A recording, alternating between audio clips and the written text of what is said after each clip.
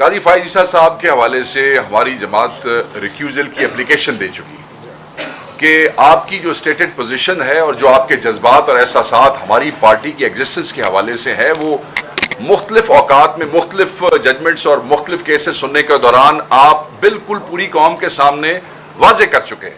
اور آپ کے جو خیالات اور آپ کی جو اوپینین ہماری پارٹی کے بارے میں ہے اس کے واضح ہونے کے بعد کیا یہ اخلاقاً قانوناً کیا یہ مناسب ہے کہ اس کے بعد بھی آپ بیٹھ کے ہمارے کیسز کے بینچز میں ہمارے کیسز کو سنیں؟ تو ہم نے پھر بھی اور پھر فیصلے کریں، ہم نے پھر بھی قانون کے احترام کرتے ہوئے ریکیوزل کی اپلیکیشن فائل کی پارٹی کی طرف سے، اور آپ یہ دیکھیں کہ وہ اپلیکیشن وصول تک نہیں کی گئی اور وہ ویسے ہی واپس کر دی گئی، جیسے کوریئر سے گئی یا جیسے ہم نے دینے کی کوشش کی وصول بھی نہیں کی۔ آپ ہم سے جب ہمارا بیٹ چھین لیتے ہیں اس کے بعد جو فیصلوں میں آبزرویشنز آپ دیتے ہیں اس کے بعد یہ مناسب تھا، ججز یہ کرتے آئے ہیں، جس وقت اس قسم کا کانفلکٹ آف انٹرسٹ ہو جائے، اس قسم کا چیز واضح ہو جائے، ججز خود اپنے آپ کو بینچز سے علیحدہ کر لیتے ہیں۔ آپ کو تو یہ نوبت بھی نہیں لانی چاہیے تھی کہ ہمیں درخواست دینی پڑتی چیف جسٹس آف پاکستان پہ ریکیوزل کے حوالے سے، مگر آپ نے ہمیں مجبور کیا جب آپ اپنے آپ کو زبردستی ان بینچز کے ساتھ آپ نے اٹیچ کیا کہ ہم نے آپ کو لکھ کے دیا، مگر آپ نے اس کو وصول کرنے سے بھی آپ کے ادارے نے اور آپ لوگوں نے انکار کیا، نہیں لی۔ میں یہ سمجھتا ہوں یہ نامناسب تھا، اور ہم یہ سمجھتے ہیں کہ آج اگر آپ اس بینچ کا حصہ نہ ہوتے تو پھر فیصلہ بھی شاید کچھ اور ہوتا، اور ہم یہ حق بجانے میں کہنے پہ، کیونکہ ہم کہہ چکے ہیں کہ آپ پہ ہمیں اعتماد نہیں ہے، بار بار کہہ چکے ہیں ہمیں آپ پہ اعتماد نہیں ہے، یہ آپ نے بڑا ظلم کیا ہے، بڑی زیادتی کی ہے، آپ کو بینچز سے علیحدہ کر لینا چاہیے تھا۔ دوسرا نقطہ جو ہے وہ بڑا اہم ہے اور وہ الیکشن کمیشن آف پاکستان ہے۔ ان لوگوں کے حلقوں میں ان کے جو ری کاؤنٹنگز تھیں، جہاں ان کو شامل بھی نہیں ہونے دیا گیا، جہاں آروز نے اس جگہ کو جہاں ری کاؤنٹنگز کی گئی بغیر نوٹسز دیے، ری کاؤنٹنگ کے لیے نوٹس دیے جاتے ہیں تاکہ ہر امیدوار 18 امیدوار بھی ہیں تو ان کا نمائندہ وہاں پہ موجود ہو، کوئی نوٹس نہیں ہے۔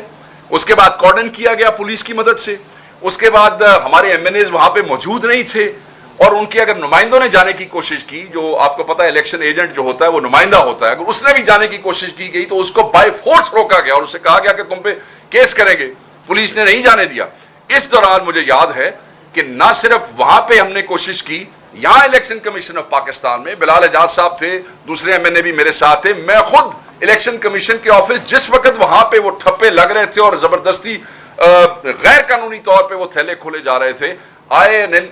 یہ اور ہم 2-3 لوگ الیکشن کمیشن کے آفس گئے، سیکرٹری الیکشن کمیشن کو پھر قانون کا احترام کرتے ہوئے ہم نے ایک اپلیکیشن دی کہ جناب یہ غیر قانونی عمل ہو رہا ہے، ویڈیو شیئر کی سیکرٹری کے ساتھ، میں خود وہاں پہ موجود تھا کہ آپ کوئی ایکشن لیں، مگر نہیں لیا گیا۔ ہم یہ توقع کر رہے تھے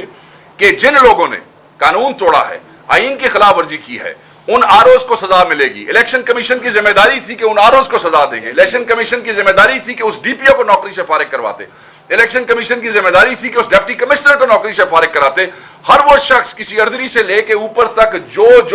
وہ تھیلے زبردستی کھولنے اور ٹھپے لگانے میں وہ تھا، الیکشن کمیشن کی ذمہ داری تھی۔ ہم الیکشن کمیشن کو اس کا پورا حصہ دار سمجھتے ہیں۔ ہم یہ سمجھتے ہیں کہ یہ ساری بنیاد جو رکھی گئی، یہ جو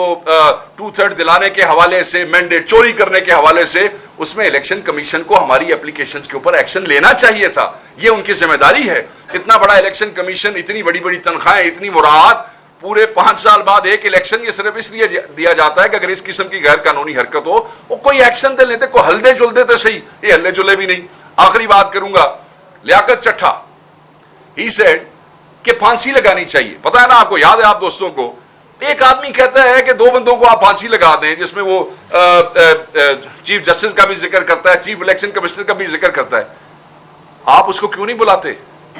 کیوں نہیں عدالت میں پیش کرتے؟ کیوں نہیں اس سے انکوائری کرتے؟ کیوں وہ غائب ہے؟ اس کو پروڈیوس کریں، اس سے پوچھیں کہ اس نے اتنا بڑا الزام، ایک کمشنر لیول کا آدمی جو ہے، چیف جسٹس جیسے بڑے عہدے کے اوپر، چیف الیکشن کمیشن جیسے ذمہ دار آدمی کو اتنا بڑا الزام،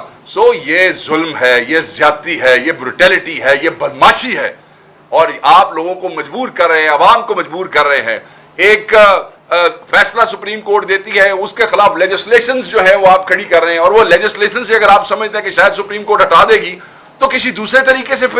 یہ نامناسب ہے۔ میں پھر کہوں گا کہ اپنے ان اداؤں پہ، اپنے ان رویوں پہ، یہ جو ڈکٹیٹوریل ایٹیچیوڈز ہیں، ان کے اوپر ان تمام اداروں کو ریویو کرنا چاہیے۔ مت انتشار، یہ لوگ کہتے ہیں نا انتشار،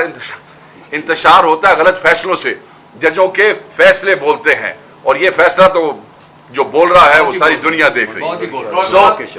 اور منصور علی شاہ صاحب کا نوٹیفیکیشن کریں، ایک ایک دن جس میں وہ نوٹیفیکیشن ڈیلے ہوگا اس سے ہمیں آپ کی انٹینٹ کا پتہ